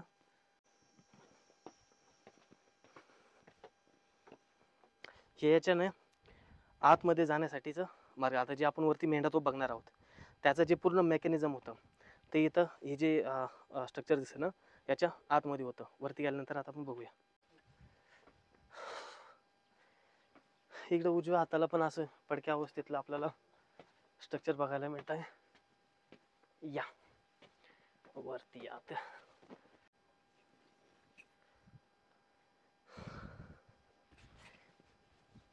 तर मित्रांनो, आता आपण आहोत थोडक्यात ते म्हणजे नाही का, जी मेंढा तोफ आहेत तिच्या या ठिकाणी. आता ही जर मेंढा तोफीचं जर आपण मेकॅनिझम बघितलं, तर हे पूर्ण खाली जी स्ट्रक्चर दिसतंय ना, तिथे होतं. त्याच्या खाली आतमधून ह्या तोफीला जे फिरवण्याचं काम केलेलं होतं. आता जर कधी हिचं वजन म्हटलं तर 14 टन एवढं वजन हे आपल्याला इथं बघायला मिळतं. आणि जर कधी ह्या तोफेची लांबी बघितली तर 5.5 मीटर एवढी ही लांबी आपल्याला बघायला मिळते. आणि मित्रांनो, जर कधी आपण ह्या तोफेचा जर कधी समोरचा भाग बघितला, तर इथं काही आपल्याला फारसी लँग्वेजमध्ये लिहिलेलं सुद्धा दिसून येतं आहे. थोडक्यामध्ये असं म्हटलं जातं की फारसी लँग्वेजमध्ये लिहिलेलं आहे की किला सिकंज तोफ, म्हणजेच किल्ल्याला पूर्ण उद्ध्वस्त करणारी तोफ. आणि ह्या तोफेच्या वरती असलं काही समजा लिहिलेलं सुद्धा असं दिसून येतं आहे. थोडक्यात तुम्ही बघू शकता. हे असलं काही येतं होतं हे स्ट्रक्चर आहे किंवा हे नाही का सिंहाचे जे चित्र आहे यावरती कोरी दिसून येतं आहे आपल्याला की ही जी तोफ आहे ही पंचधातूने बनवलेली तोफ आहे. आणि हिला जर कधी मेंढा तोफ का म्हणतात ते जर कधी म्हटलं, तर हिचं जे हे तोंड आहे हे नाही का आपल्याला मेंढीच्या आकारासारखं दिसतंय, त्यामुळे नाही याला मेंढा तोफ असं म्हणतात. आणि हे जर कधी बघितलं तर हे जे तोफगोळा वगैरे टाकल्यानंतर हे बत्ती देण्यासाठीचं आपल्याला दिसून येतं. जर कधी असं बघितलं आपण स्ट्रक्चरमध्ये, तर ही फक्त 180 डिग्री एवढीशी फिरू शकते. त्याचं कारण असं की समजा बाय चान्स थोडंसं पुढे या तुम्ही, थोडंसं पुढे, जर कधी याचं कारण असं की सपोज शत्रू सैन्य हे इथपर्यंत आलं आणि समजा ही तोफ पण त्यांनी काबीज केली, तर ही तोफ जर कधी 360 घुमणारी असती तर हिला जर कधी फिरून हे परत किल्ल्यावरती वार करू शकत होते. तर त्याच कारणामुळे हिचं जे मेकॅनिझमच असं बनवलं आहे की ही फक्त 180 डिग्रीच घुमू शकते. हिची जर कधी रेंज पण बघितली ती जवळपास 7 ते 8 किलोमीटर एवढं हिचं रेंज आपल्याला बघायला मिळते. म्हणजे समोरचा जो आपल्या डोंगराचा परिसर दिसतोय ना, तो आरामात ही तोफ उडवू शकते. हिची एवढी लांबी आपल्याला बघायला मिळते मित्रांनो. आता ही तोफ इथं वरती कशी असेंबल केली असणार ना, याचा फक्त आपण विचारच करू शकतो. तसं जर बघितलं तर ह्या ज्या मोठ्या तोफा आहे या मग वरती आपली दुर्गा तोफ असो किंवा कित्येक साऱ्या तोफा असतील, त्या जर कधी वरती ठेवायच्या म्हटलं तर त्यासाठी वेगवेगळे प्रयोग असतात. जसे की तुकड्यांमध्ये नाही का तोफा ह्या वरती येऊन असेंबल केलेल्या असतात, किंवा जे छोट्या तोफा असतात मग त्या डायरेक्ट नाही का वरती ह्या ठेवलेल्या असतात. तर ही तोफ कशा पद्धतीने जर ठेवलेली आहे ते आपण काही सांगू शकत नाही, परंतु 14 टनाची तोफ आपल्या इथं दिसून येते. आता जर मित्रांनो इथनं बघितलं तर हा किल्ल्याचा आपल्याला परिसर हा पूर्णपणे दिसून येतो. आता हे जे समोरची तुम्ही वास्तू बघताय ना, हे आपल्याला रंगमहलाची वास्तू दिसून येते. आता तर सध्या ती पर्यटनासाठी ओपन नाही आहे, कारण तिथं जे पुरातत्व खातं आहे त्यांचं जे काम चालू आहे, त्यांची जी व्यवस्था सामान असेल ते ठेवण्यासाठी तिथं त्याचा वापर केला जातो. आता ह्या ज्या ठिकाणी जे रंगमहलाचे ठिकाण आहे ते त्यावेळी जर समजा जे राजे असतील, मोठे सरदार असतील, त्यांचं गेस्ट हाऊस आपण असं म्हणू शकतो. म्हणजे त्यावेळेस त्यांचा जो व्यवस्था राहण्या खाण्याची ती तिथं केली जायची. आता आपण बघणार आहोत ते म्हणजे जो आपल्याला पूल दिसतोय ना, ते पूल त्याची पण एक विशिष्ट माहिती आहे की आपण तिथे गेल्यानंतर बघणार आहोत. आणि मित्रांनो, हा जो समोर आपल्याला बुरुज दिसतोय ना, हा बुरुज ह्या तोफ्याला एक सपोर्टिव्ह सिस्टम म्हणून नाही का त्याचा वापर केला जात होता. त्या बुरुजावरती एक छोटी तोफ ठेवल्या जायची असं सांगितलं जातं. त्यावरती जी छोटी तोफ असणार ती मग इथं मारण्यासाठी नाही का सक्षम असणार, ती काम करणार आणि परत ह्या किल्ल्याला अभेद्य ठेवण्याचं काम ह्या तोफा करणार. चला आता आपण ह्या खंडकाकडे जाऊया आणि तिथं आपण थोडक्यामध्ये बघूया. थोडक्यात तुम्ही ना ह्यो जो पूर्ण पाठीमागचा परिसर आहे हा थोडक्यामध्ये तुम्ही बघू शकता की किती लंब परिसर आणि किती वस्तू ह्या आपल्या इथं दिसून येत आहे.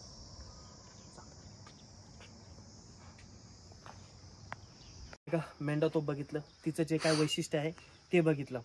आणि आता आपण थोडक्यामध्ये नाही का ही चेतावणी बघायची, आणि हा आता आपल्याला इथं लाकडी प्लस लोखंडी पूल बघायला मिळतो. मित्रांनो, त्यावेळेस ना इथं जो चांबड्यांनी बनवलेला पूल असायचा, जेणेकरून समजा जे राजे महाराज असेल किंवा किल्ल्यावरचे व्यक्ती असेल ते इथनं आतमध्ये गेले का हा चांबड्यांचा पूल आहे तो वरती केला जायचा. आता हा पुढे चालून नाही का जे पुरातत्व खातं आहे त्यांनी मग हा पूल बनवला. खाली जर कधी बघितलं तर तिथं आपल्याला जे दगडी बांधकामामध्ये केलेल्या ना पायऱ्या बघायला मिळतात. तर ते पुढं जेव्हा हा देवगिरी किल्ल्यावरती औरंगजेबाचं राज होतं किंवा तो जेव्हा ह्या किल्ल्यावरती होता तर त्याच्या काळामध्ये झालेलं मग हे बांधकाम आपल्याला दिसून येत आहे. आणि हा चंबी पूल इथं त्यावेळेस राहत होता, जो की परत एकदा किल्ल्याला अबाध्य ठेवण्याचं काम करत होता. आता जर की तुम्ही माझ्या उजव्या साईडला किंवा मग जर कधी डाव्या साईडला बघितलं तर इथं आपल्याला खूप मोठा खंदक बघायला मिळत आहे. आणि हे जे खंदक आहे हे किल्ल्याच्या पूर्ण चारही बाजूने आपल्याला बघायला मिळतं. याची जर कधी खोली बघितली तर ही जवळपास 60 ते 70 फूट एवढी खोली याची आपल्याला बघायला मिळते. त्यावेळेसुद्धा याच्यामध्ये पाणी सोडलेलं असायचं, पाणी हे एवढ्या लेवलमध्ये भरलेलं असायचं. आणि ह्या पाण्यामध्ये मगर असेल, सुसर असेल किंवा विषारी साप असेल असल्या काही गोष्टी यामध्ये सोडलेल्या जायच्या, जेणेकरून जर कधी बायचान्स शत्रू इथपर्यंत आला पण तर इथून वरती जाणं त्याच्यासाठी खूप जास्त कठीण. आता जर कधी एखादा भुईकोट किल्ला बघितला, जर कधी त्याच्या भिंती ओलांडायचा, बुरुज ओलांडायचं म्हटलं तर एक वेळेस शिडी चढू शकतो, पण इथून शिडी लावण्याला सुद्धा पर्यायच नाही. तर शिडी लावायचं म्हटलं शक्य नाही. जर पाण्यामध्ये पोहून जर काही चढायचं म्हटलं तर तेही शक्य नाही. पाण्यामध्ये उतरलं तर मगरी लगेच त्याची वाट बघत असणार. असलं हे खंदक आपल्याला बघायला मिळतं, जे की परत एकदा देवगिरी किल्ल्याला अभेद्य ठेवण्याचं काम करतं. थोडक्यामध्ये खंदक तुम्ही बघू शकता. आता आतमध्ये गेल्यानंतर जे काही स्ट्रक्चर आहे ना ते आपण आता थोडक्यामध्ये बघणार आहोत. पुलावरती आल्यानंतर आहे ना सध्यासुद्धा एक विशिष्ट ध्यान ठेवायचं आहे की इथं आल्यानंतर मोबाईलचा उपयोग आहे ना हा व्यवस्थित करायचा आहे. नाहीतर जर कधी मोबाईल खाली पडला तर तो तुमचा कितीही महागडा फोन असो त्याच्यासाठी पर्याय हा बिलकुल नाही. तो पडला म्हणजे गेला. आता मी जे सांगत होतो हे बघा, इथून बघू शकता की ज्या आतमधल्या ज्या पायऱ्या मी बोलत होतो ना ते सध्या आता इथं बंद केलेलं आहे, कारण येण्यासाठी वरतून पूल आहे. तर हे जे पायऱ्यांचं हे स्ट्रक्चर मी तुम्हाला सांगत होतो ते हे आहे, जे की औरंगजेबाच्या काळामध्ये बांधलेलं आपल्याला दिसते. त्याची पण जी रुंदी आहे ती किती छोटी ना आपण थोडक्यामध्ये बघू शकतो. आता जर कधी बघितलं आपण तर ही भिंत आहे. जर शत्रू सैन्य आलं तर ते तुम्ही तिथेच थांबा 1 मिनिट. तर ही भीतीला लगेच चालणार समजा, आणि इथं आल्यानंतर हे परत असं भीतीला धरून म्हणजे भीतीला खेटून चालण्याचा प्रयत्न करणार. तर तिथे त्यावेळेस हा दगड त्याच्यासाठीच ठेवलाय की जर शत्रू हा असा भीतीच्या कडेकडे यायला लागला तर तो खाली बघणार नाही, तो समोर बघेल आणि इथं त्याचा पाय लागून हा इथं पडेल.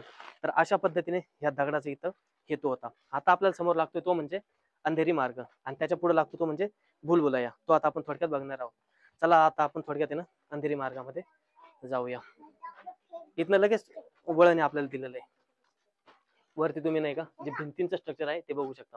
इथं सुद्धा आपल्याला थोडक्यामध्ये पिरामिड पद्धतीचं जे भिंतींचं स्ट्रक्चर आहे ते एकदा दिसून येत आहे आपल्याला. या दोन्ही साईडला बघू शकता. इथं जी जाण्याची रुंदी आहे ती सुद्धा नाही का कमी दिसून येते आपल्याला. आता आपण आहोत ते म्हणजे अंधेरी मार्गामध्ये. आता इथनं अंधेरी मार्गामध्ये जसं आपण प्रवेश करतो तर इथं हे आपल्याला अंधेरीचं स्ट्रक्चर दिसून येत आहे. थोडक्यामध्ये हे जे लाईट बघितले तर हे पुरातत्व खात्याने नंतर लावलेले लाईट्स आहे. इथं तुम्ही वेगवेगळ्या ठिकाणी प्रत्येक ठिकाणी जर कधी गेले तर सिक्युरिटी गार्ड्स असेल किंवा पुरातत्व खात्याचे जे व्यक्ती असेल ते आपल्याला इथं दिसून येतात.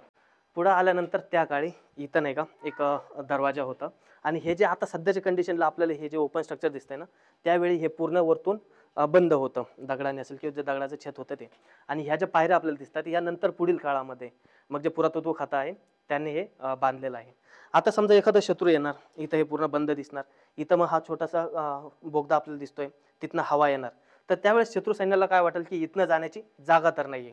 तर शत्रू सैन्य काय करणार, इथनं थोडक्यामध्ये जाणार किंवा जाण्याचा प्रयत्न करणार. आणि जर कधी तुम्ही थोडक्यात बोगदा पण बघितला ना, या थोडंसं इकडनं या, मग मी सांगतो. जर कधी आपण बोगदा पण बघितला तर हा छोटा आहे, आणि तिथनं कसं आहे ना वाकून यावं लागणार. जर वाकून आलं तर इथं ऑलरेडी जे गडावरचे सैन्य असेल ते इथनं तलवारी वगैरे घेऊन तयार असणार. जसंही शत्रू सैन्यानं इथनं मुंडकं काढलं तर लगेच इथं जे आपल्या गडावरचं सैन्य असणार ते येणार, त्याचं मुंडकं छाडणार. जे आणखी सहकारी सैनिक असणार ते त्याचं धड असेल, मुंडकं असेल ते इथनं घेणार. आणि इथनं जर कधी बघितलं आपण इथं पण आपल्याला हे बोगदा दिसून येतोय. थोडक्यामध्ये मी तुम्हाला थोड्या वेळाने दाखवतो ते. तर आतमध्ये लगेच ते धड असणार किंवा जे मुंडकं असणार ते घेणार आणि खाली खंदकामध्ये टाकून देणार. आणि खाली मग जे मगरी असणार त्या तर त्यांच्यावाली वाटत बघत असणार. पुढे चालून आता हे पुरातत्व खात्याने ना हे जे अंधेरी मार्ग म्हणा किंवा जे भूलभुलैया आहे त्याच्यावाली माहिती इथं थोडक्यामध्ये दिलेली आहे. पहिले हा जो पूर्ण हे होता हे जाण्यासाठी होतं. समजा आतमध्ये तिथं जाण्यासाठी काही परमिशन नाही, फक्त आता सेल्फी स्टिकनं थोडंसं आपण आतमध्ये जाऊन ते तुम्हाला दाखवतो की कसं होतं.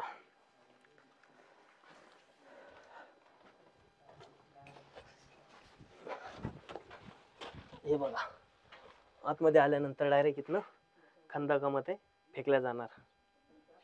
चला आता जर सपोज मी आता जे दाखवलं समजा छोटासा बोगदा, त्याला पार करून शत्रुसेने इथं आतमध्ये येण्यासाठी सक्षम पण झालं, तर इथं आतमध्ये आल्यानंतर हे जे समोर आपल्याला छोटंसं गुफेटाईप स्ट्रक्चर दिसतंय, आपलं गडावरचं जे सैन्य आहे ते बसलेलं असणार. आणि इथं हा जो मोकळा परिसर दिसतोय, यामध्ये 4 टोकाचे खिळे, म्हणजे कसाही खिळा पडला तर त्याचं एक टोके वरती असणार, ज्याला विष लावलेलं असणार. ते हे खिळे सुद्धा इथं पसरलेले असणार. तर शत्रुसैन्य आल्यानंतर त्याच्या पायामध्ये खिळे घुसणार, हा एक प्रश्न. दुसरं म्हणजे जे असल्या वरच्या ठिकाणी व इथं जे बोगदा वगैरे ना, तिथं समजा गडावरील जे सैन्य आहे ते असणार, ते मग वरतून उकळतं तेल असेल किंवा बाण असेल ते सगळं टाकणार. आता तुम्ही एक गोष्ट लक्षात घ्या की जर कधी आपण स्वतः सुद्धा एखाद्या अंधाऱ्या ठिकाणी आलो उजाडातल्या ठिकाणातून, तर आपल्याला ते लगेच दिसत नाही, डोळ्यासमोर अंधार येतात. पण जर अंधारातला व्यक्ती तो जर कधी पहिल्यापासून अंधारात आहे तर त्याला एक क्लिअर दिसतं, तर शत्रू जे आहे त्याला क्लिअर दिसणार आणि तर ते मारणार. मारल्यानंतर लगेच जे सहकारी सैनिक आहे त्याने एका खंदकामध्ये टाकून देणार. म्हणजे इथं सुद्धा परत शत्रूसाठी काळ ते खंदक नाही का वाटच बघत असतं. आता हा लागतो इथं म्हणजे भूलभुलैया. चला आता आपण नाही का भूलभुलैयाचा आतमध्ये जाऊया. तर आता आपण आले होते म्हणजे भूलभुलैयामध्ये प्रवेशच केलाय. त्यामध्ये आल्यानंतर नाही का आपल्याला हे असलं काय इथलं स्ट्रक्चर दिसतं. आता इथून पुढं पावलोपावली कशा पद्धतीने ना जे शत्रूसाठी अडथळे निर्माण केलेले ते आता आपण थोडक्यात बघणार आहोत. इथं बघा, आल्यानंतर आता असं समजायचं आहे आपण की थोडक्यामध्ये हे पूर्ण त्यावेळेस बंदिस्त आहे, पूर्ण अंधार आहे. आणि जसा शत्रू हा इथे येणार, शत्रू सैन्यात इथं आल्यानंतर इथं त्याला थोडासा उजेड दिसणार. आता तर वरती जाळी लावलेली आहे, पण त्यावेळेस जाळी नसणार. वरती आपलं जे गडावरचं सैन्य आहे ते वरती टपूनच घात धरूनच बसलेलं असणार. इथं आल्यानंतर जेव्हा सूर्यप्रकाश दिसणार तू वरती बघणार, तेवढंच लगेच गडावरतील जे सैन्य आहे ते काय करणार, उकळतं तेल असो, दगड असो, बाण असेल, त्या व्यक्तीनं लगेच इथं मारणार. आणि इथनं आल्यानंतर हे बघा आता इथं सुद्धा दिसतंय, असं टर्न मारून आपल्याला आहे ना वरती यायचंय. इथं आल्यानंतर फक्त घुमावदार बनवलंय, ठीक आहे ना. आता हे लाईट जे दिसतंय ना ते पुरातत्व खात्याने बनवले, म्हणजे प्रत्येक ठिकाणी इथं आपल्याला योजना राबवलेली दिसते, ज्यामध्ये शत्रूसाठी अडथळा निर्माण केलेला आहे.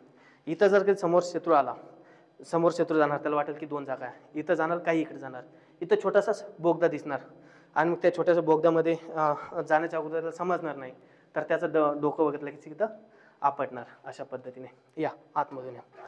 जर आतमध्ये आलं, पहिली गोष्ट तर एवढ्या जागेमध्ये आता तुम्ही बघू शकता इथं पायऱ्यांची खरं तर काही गरज नव्हती, परंतु इथं लगेच पायरी ठेवली कारण की अंधारामध्ये दिसणार नाही. आणि त्यावेळेस लगेच इथं नाही का पायरीला ठोकर लागून त्याचा लगेच हा पडणार. अशा पद्धतीने हे इथं निर्माण केलेलं आहे. इथपर्यंत आला, समजणार नाही की पुढं काय. इथं नाही का थंड हवा वगैरे येणार त्याला, आणि मग कुठं कुठेतरी घुसण्याचा प्रयत्न करणार. जसं घुसणार थोडंसंच पुढं गेलं की लगेच खंदकामध्ये खाली जाऊन पडणार. परत तिथं सुद्धा मगरी त्यांचा वाट बघणार. आणि नंतर परत असं घुमावदार यायचंय, समजणार काहीच नाही, फक्त घुमावदार यायचंय. आल्यानंतर आता इथं बघा, आता जर प्लेन जागा होती इथं पायऱ्यांची खरं तर काहीच गरज नव्हती, परंतु परत अडथळा आणण्यासाठी इथं नाही का पायऱ्या त्या काळच्या आपल्याला दिसून येत आहे. आता परत असं वरती जायचं. आता कुठं कशा पद्धतीने जी योजना राबवलेली आहे ते आता आपण थोडक्यामध्ये बघणार आहोत. या आता थोडंसं वरती या तुम्ही. म्हणजे शत्रू इथपर्यंत येणं तर शक्यच नाही. जर कधी बायचान्स आला तर आल्यानंतर त्याचा मृत्यू हा निश्चित आहे. आता इथनं आपण वरती जाणार आहोत थोडक्यामध्ये. आता इथं बघा, तुम्ही कॅमेरा हा चालूच ठेवा. आता सध्या फक्त लक्ष द्यावा की मी येतो कुठनं येतो ते. आता मी ह्या साईडनं चाललोय, थांबा 1 मिनिट.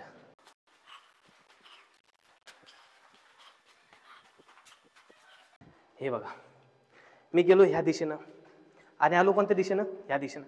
म्हणजे आलो ते एकाच ठिकाणी आलो, परंतु जेव्हा शत्रू सैन्य इथे येणार त्याला समजणार नाही. तो काय करेल, आपल्या आपल्या सैन्याचं विभाजन करणार. अर्धे इकडनं जाणार, अर्धे इकडनं जाणार. आणि आता पुढे काय होणार ना ते तुम्हाला सांगतो. थोडक्यामध्ये हे जे रस्ता बघताय ना तुम्ही, हे आता पुरातत्व खात्यानं बनवलेला रस्ता आपल्याला दिसून येतोय. या आता तुम्ही पण माझ्या पाठीमागे या. हे बघा आले, यासली पायरी दिसणार, पायऱ्यावरती ठोकर खाणार येणार. हे दगड वगैरे दिसत आहे ना, याला कुठं कुठं तरी ठोकर लागून पडणार. इथं सुद्धा पायरी दिसते. आता अर्धे सैन्य ह्या दिशेने येणार, अर्धे ह्या दिशेने येणार आणि आल्यानंतर दोन्ही पण सैन्य तर आपलेच, पण त्यांना असं वाटणार की शत्रू सैन्य तर नाहीये, म्हणून ते आपापसात लढणार आणि तच एकमेकांची कापाकापी हे चालू होणार. जेव्हा ते समजल की आपलेच लोक आपल्याला मारताय, तोपर्यंत वेळ हे निघून गेलेला असणार आणि कित्येक सारे सैन्य हे नाही का आपापसात लढून मेलेले असणार. आणि जर की थोडंसं पुढे या, तुम्हाला दाखवतोय. आता इथं हे जे सध्याच्या कंडिशनला तर बंद केलेलं आहे. समजा इथं पण हे त्यावेळेस खुलं होतं, म्हणजे नाही का हवा वगैरे येणार. हवा आली की असं वाटणार की हा रस्ता तर नाही आहे, मग आतमध्ये जाण्याचा प्रयत्न करणार, परंतु परत रस्ता जातो तो म्हणजे खंदकामध्ये. आता खरं जर बघितलं तर आपण आलो होतो ह्या दिशेने, जो उजेड दिसतोय का तिथनंच आपण मागचा जी क्लिप आहे ती दाखवली होती. असं समजा की ते समोरचं सुद्धा बंद आहे, कारण ते पुरातत्व खात्यानं आता उघडले. खरा रस्ता जाण्याचा वरती हा आहे, तर ते सरळ असं करू शकत होते ना, परंतु त्यांनी तसं नाही केलं, घुमावदार केलं. ते कशासाठी? शत्रू सैन्य विभाजनासाठी आणि विभाजून आपापसामध्ये लढण्यासाठी. चला आता खरा रस्ता हा आहे. इथं पण त्यावेळेस पूर्णपणे अंधार होता. आता ह्या दिशेने आपल्याला वरती जायचंय. आता वरती जे थोडंसं आपल्याला लाकडी बांधकाम केलेलं दिसतंय ना, जे सपोर्ट सिस्टम म्हणून टाकलेलं आहे, तर ते आता पुढील काळामध्ये जे पुरातत्व खातं आहे त्यांनी केलेलं आपल्याला दिसून येतंय. थोडक्यामध्ये ना या अशा पद्धतीने आपल्याला वरती जायचं.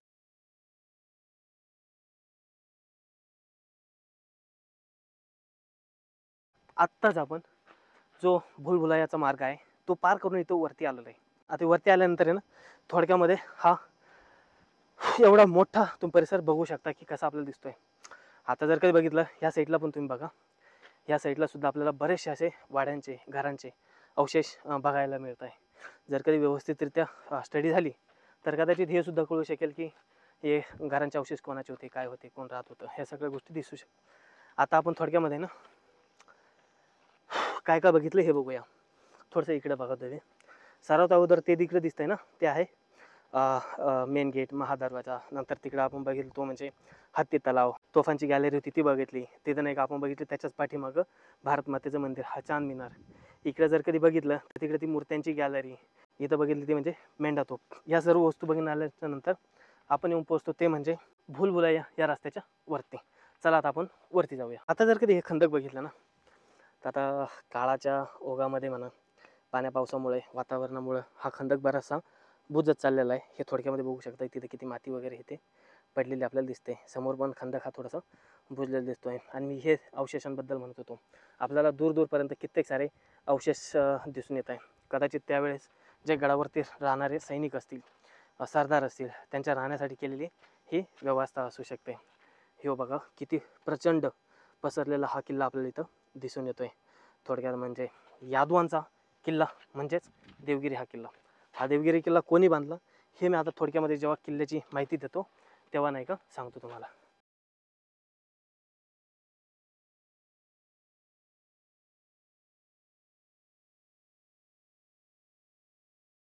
आता आपण आलोय ते म्हणजे गणपती बाप्पाच्या मंदिराजवळ. आता आतमध्ये जाऊया, गणपती बाप्पाचं दर्शन घेऊया. पिढीन पिढी सेवा आहे ना तुमचीवाली. पेशव्यांच्या काळामध्ये या गणपती बाप्पाची इथं स्थापना केली होती ना. इथं ह्या आजी आहे. आजींना पगार वगैरे काही नाही आहे, परंतु मला तरी वाटतं की तुम्ही कित्येक वर्षांपासून या गणपती बाप्पाची इथं सेवा करताय. आता सुद्धा निस्वार्थ भावाने यांच्या परंपरेमधील जे व्यक्ती असतील येतात इथं सेवा करता. दररोजची जी पूजा अर्चना असेल, फूल चढवणं असेल, माळा चढवणं असेल, यांचं काम हे करत असतात. मंदिरामध्ये गणपती बाप्पाचं दर्शन घेतलं, आजीसोबत मस्तपैकी थोड्याशा गप्पा मारल्या. इथं बसलं, खरंच जे मंदिरामध्ये आल्यानंतर ना मन एकदम शांत होऊन जातं. आता या मंदिराचा इतिहास असा आहे की पूर्वी म्हणजे खूप यादवांच्या काळामध्ये आपण असं म्हणू शकतो की त्यावेळेस असं सांगितलं जातं की इथं महादेवाचं मंदिर होतं. जेव्हा पेशव्यांच्या काळामध्ये जेव्हा माधवराव पेशवे यांची जेव्हा सत्ता होती तर त्यावेळेस गणपती बाप्पांची इथं यांनी स्थापना केली. इथं ह्या आजी कायमस्वरूपी असतात. संध्याकाळच्या 6 वाजेपर्यंत जी गणपती बाप्पाची पूजा अर्चा असेल, आधी अगरबत्ती दिवा वगैरे असेल, तेल लावणं असेल, या सर्व गोष्टी नाही का ह्या आजीच इथं बघता. तर त्यांचा जो खर्च आहे तो नाही का इथे कोणी येतं भाविक ते पण 5 रुपये 10 रुपये टाकतं. त्याच खर्चातून मग त्या पुढे माळा असतील, हे आता तुम्ही बघू शकता इथं की जी केवढी मस्त सुंदर आपल्याला माळ गणपती बाप्पाच्या गळ्यामध्ये दिसून येते. याचा जो खर्च आहे तो पूर्ण या दक्षिणेतूनच दिला जातो.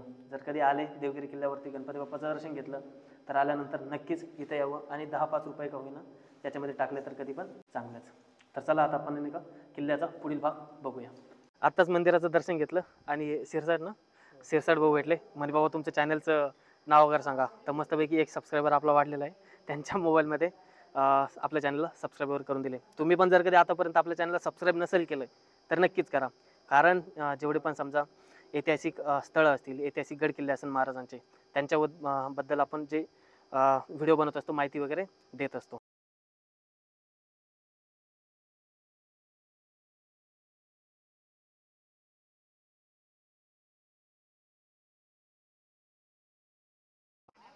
आता बरंच वरती चढून आल्यानंतर आहे ना, हे आपल्याला बारादरी नावाचा जो महल आहे, वस्तू आहे, ती बघायला मिळते.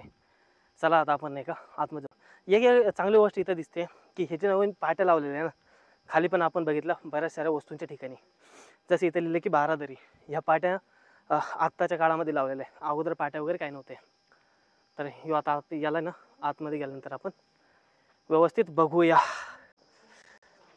आता इकडे ना काहीतरी काम चालू आहे वाटतं, त्यामुळे इथं हे असलं लावलेलं आहे. आता पायऱ्यांनी वरती जाऊया आपण. ही आहे बारादरीची इमारत. आतमध्ये काय काय गोष्टी आपल्याला बघायला मिळतात ना, ते आता आपण थोडक्यामध्ये बघूया. हा भाष मस्त थंड वाटला. करा करा आराम करा. या तुम्ही आता पाठीमागं इकडे हे असलं काही स्ट्रक्चर आपल्याला बघायला मिळते दोन्ही पण साईड. हे असले रस्ता आहे, हे दोन्ही पण साईडनं आहे.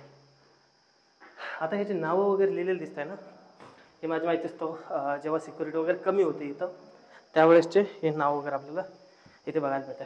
बरंचसं असं पाहिलं वरती चढून यावं लागतं आपल्याला. आता इथनं उजव्या हाताला जावं लागेल. आता आपण आहोत थोडक्यामध्ये जे बारादरी नावाची इमारत आहे त्यामध्ये. आता असं म्हटलं जातं प्रामुख्यानं की हे जे 12 कमानी आहे या इमारतीला, त्या कारणामुळं हिचं हे बारादरी नाव असं पडलेलं असू शकतं. आता यामध्ये जर कधी बघितलं तर आपल्याला वेगवेगळ्या खोल्या ह्या दिसून येतात. जशी इकडे तुम्ही बघू शकता, इकडे बघू शकता.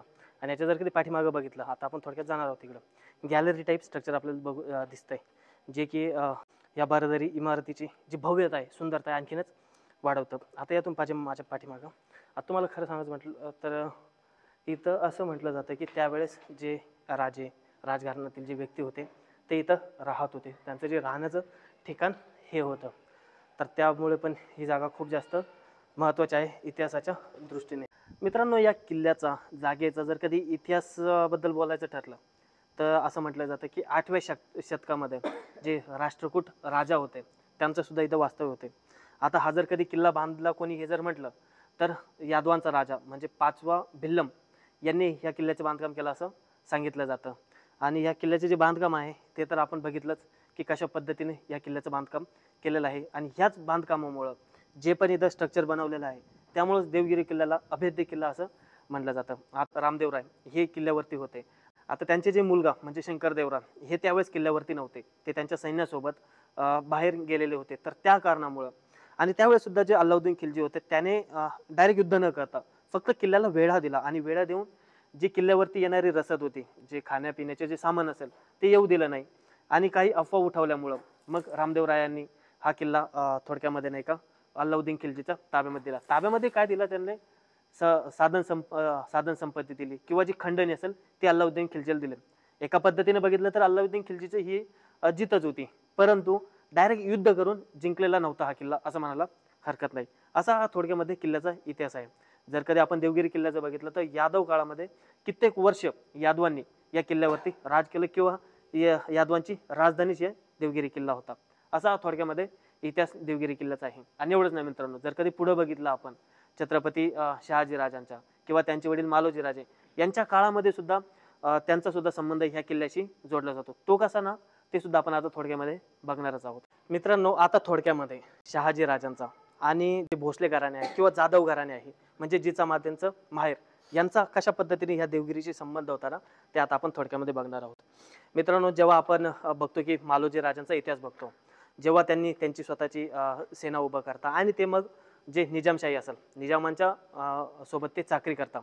तर चाकरी करत असताना तेव्हा जाधव घराणं म्हणजे जे लखुजीराव जाधव होते ते सुद्धा या निजामांच्या सोबतच त्यांची चाकरी करत होते. जर कधी निजामांचं राज्य बघितलं तर ते अगोदर अहमदनगरला होतं, पण ज्यावेळेस अहमदनगर हे मुघलांकडे जातं तर ती जी राजधानी आहे निजामशाहीची ती इथं देवगिरी किल्ल्यावरती येते. त्यावेळेस इथं सर्व सरदार वगैरे जमलेलं होतं असं सांगितलं जातं.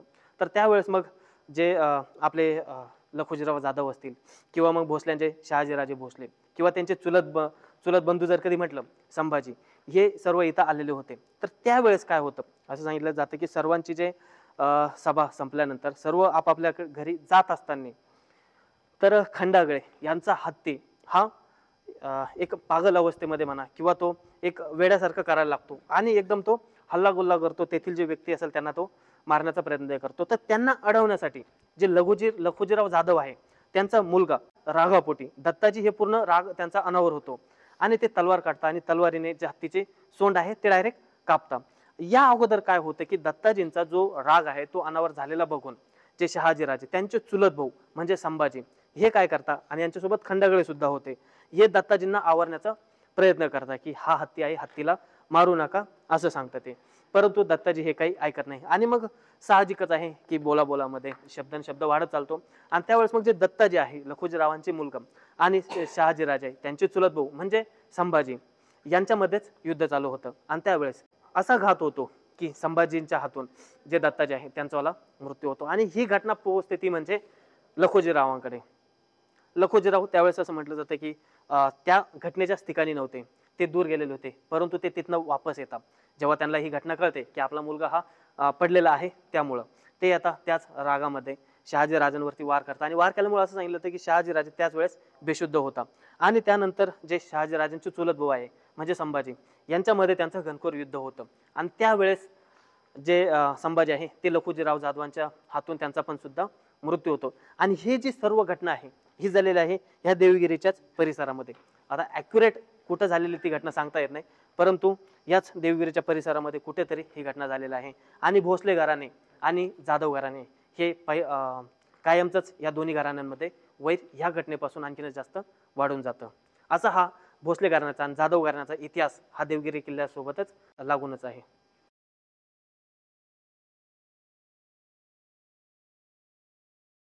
तर मित्रांनो, आता आपण येऊन पोहोचलेलो आहे ते म्हणजे जवळपास किल्ल्याच्या सर्वात वरच्या टोकापर्यंत. इथं आपल्याला जनार्दन स्वामींची जी गुफा आहे किंवा मंदिर आहे ते बघायला मिळतं. तिथं जाऊया, दर्शन घेऊया. वरती आपल्याला दुर्गा तोफ बघायला मिळते, तिथं जाऊया, तिथं त्याची माहिती आणि वैशिष्ट्य जाणून घेऊया. चला आता अगोदर ना जनार्दन स्वामींचं मंदिराचं दर्शन घेऊया. आता आपण आलेलो होते म्हणजे जनार्दन स्वामींच्या गुफेमध्ये. आता हे जर कधी गुफेचा इतिहास जाणून घ्यायचा म्हटलं तर हा खरोखर खूप जास्त जुना इतिहास असणार, ही गुफाच खूप जास्त जुनी असणार आहे. परंतु इथे आपल्याला जनार्दन स्वामींच्या जे पादुका आहे त्यांचं दर्शन होतं. त्यांचे गुरु म्हणजे दत्तात्रय महाराज, त्यांच्यावाले पादुकांचं इथं आपल्याला दर्शन होतं. यांचं दर्शन घ्यायचं आणि वरती मग जी कालापाड तोफ असेल किंवा दुर्गा तोफ असेल त्यांना बघण्यासाठी वरती जायचं. इथं हे पुरातत्व खात्याचे स्टाफ आहे, इथे सिक्युरिटी मधील सुद्धा स्टाफ आहे, ते नाही इथं सध्या असतात. त्यांचे दिवसभरांची ड्युटी असते. संध्याकाळच्या 6 वाजेपर्यंत जे पण देवगिरी किल्ल्यावरती वेगवेगळे ऐतिहासिक ठिकाण आहे ते सिक्युरिटी गार्ड किंवा पुरातत्व खात्याचे जे स्टाफ आहे ते त्यांची नेमणूक तिथे केलेली असते.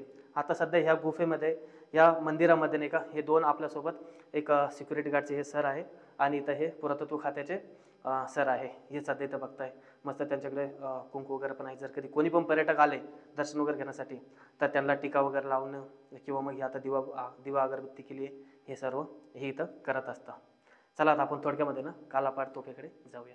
मित्रांनो, जर कधी आपण म्हटलं की देवगिरी किल्ल्यावरती यायचं तर यायचं कसं, तर तुम्हाला थोडक्यामध्ये सांगतो की छत्रपती संभाजीनगरपासून काहीच अंतरावरती म्हणजे जवळपास 20 ते 25 किलोमीटर अंतर आहे.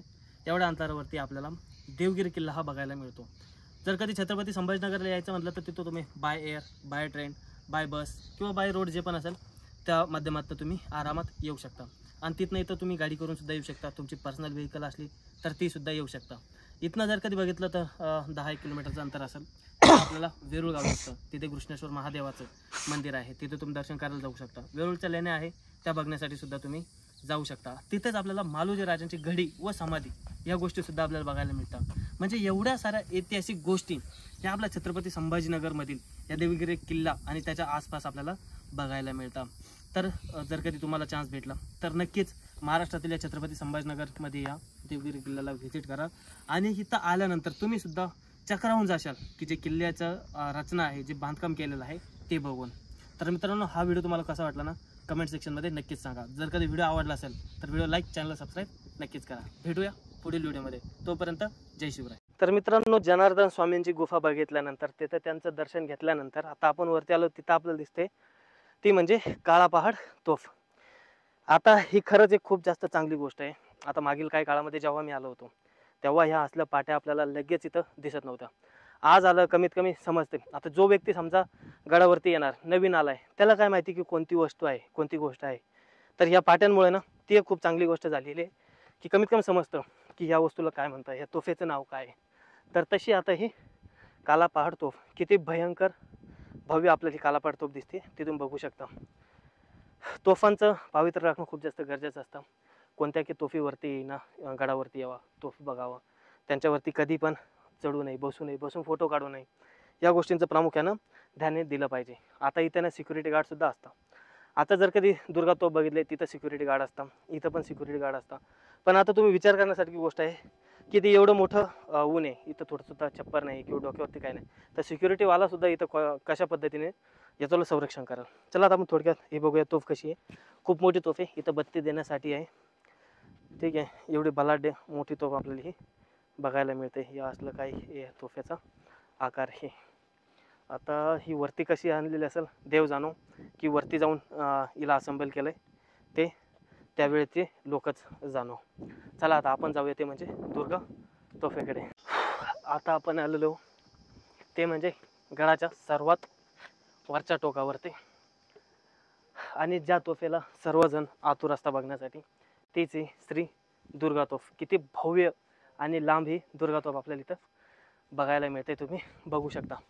आता हिची जर कधी मारक क्षमता सांगितली जाते ती म्हणजे 3.5 किलोमीटर एवढी सांगितली जाते. आणि हिचा जो मध्यबिंदू आहे ना हा एका ठिकाणी असल्यामुळं ही सर्व बाजूनं फिरता येत होती. त्यामुळं नाही का जे पण कोणी येणारे शत्रू असतील आसपासच्या परिसरामधनं त्यांना उडवण्यासाठी ही तोफ काफी होती. आणि त्यामुळं ही तोफ कुठं कुठंतरी परत एकदा किल्ल्याला अभेद्य ठेवण्यासाठी मदत करत होती. ही असली आपल्याला पाठी बघायला मिळते. आणि हे जे स्ट्रक्चर आता आपण बघतोय ना हे सिमेंटमध्ये बांधलेलं आपल्याला दिसून येतं. हे तोफ ठेवण्यासाठी किंवा नंतरच्या काळामध्ये पुरातत्व खात्यानं बनलेलं हे स्ट्रक्चर आहे, हे आपण आता बघू शकता. आता जर कधी इकडे बघितलं तर आपल्याला देवगिरी गावाचं म्हणजे दौलताबाद गावाचं हे काय असला नजारा बघायला मिळतोय. देवगिरी किल्ल्याचा हा अफाट असा परिसर आपल्याला इकडे बघायला मिळतोय. इकडल्या साईडनं जर कधी बघितलं तर इकडच्या साईडनं सुद्धा आपल्याला खूपच लांब असा हा परिसर बघायला मिळतोय.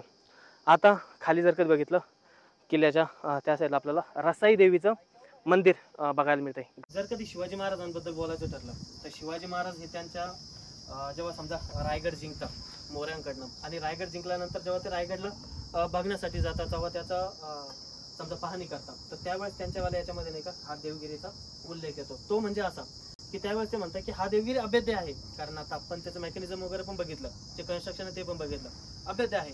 परंतु रायगड हा देवगिरीपेक्षा पण 10 गुणी म्हणजे 10 पटीने पण जास्त उंच आहे. त्यामुळे मग रायगड किल्ला हा राजधानीसाठी योग्य आहे असं ते म्हणतात. असा उल्लेख आपल्याला देवगिरी आणि रायगडात सुद्धा नाही का बघायला मिळतात. थोडक्यामध्ये सांगायचं म्हटलं तर श्री श्री श्री छत्रपती शिवाजी महाराज की जय. छत्रपती शिवाजी महाराज की जय. छत्रपती धर्मवीर संभाजी महाराज की जय. राजमाता जिजाऊ मासाहेबांचा जय असो. जय भवानी जय शिवाजी.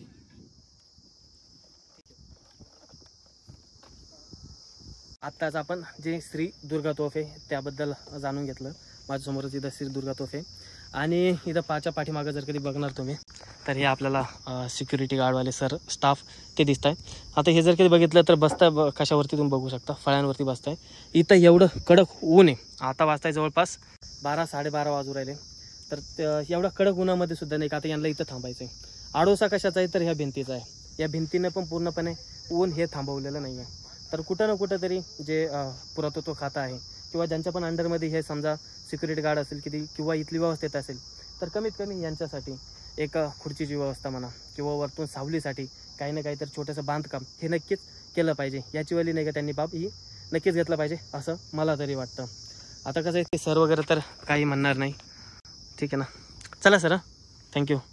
कारण हे सर्व एवढ्या इतिहासाच्या गोष्टी आहे ना, यांचं महत्त्व खूप जास्त आहे. यांचं संरक्षण ह्या व्यक्ती करतात, त्यांच्याच भरोशावर चालू आहे ना. कारण आता मला तर वाटतं का हो सर, हे सिक्युरिटीचं अगोदर 2-5 वर्षानंतर पासूनच चालू झालं आहे ना. अगोदर कमी होतं नाही तर सिक्युरिटी वगैरे अगोदर खूप कमी होतं, तर त्याच्यामुळंच हे जे भिंतींवरती लिहिलेलं किंवा हे तोफांवरती सुद्धा लिहिलेलं आपल्याला त्या अगोदरच दिसतंय ना. तर मग हे जे इतिहास आहे याला संरक्षण कोण करतंय? हेच स्टाफ असेल, हे सर्व करताय. हा व्हिडिओ तुम्हाला कसा वाटला हे कमेंट सेक्शनमध्ये नक्कीच सांगा. या व्हिडिओत तुम्हाला माहिती देवगिरीबद्दल ही कशी वाटली, इतिहास कसा वाटला हे सुद्धा कमेंट सेक्शनमध्ये नक्की सांगा. व्हिडिओ जर कधी आवडला असेल तर व्हिडिओ लाईक, चॅनलला सबस्क्राईब नक्कीच करायचं आहे. तुम्हा सर्वांना परत एकदा जय शिवराय.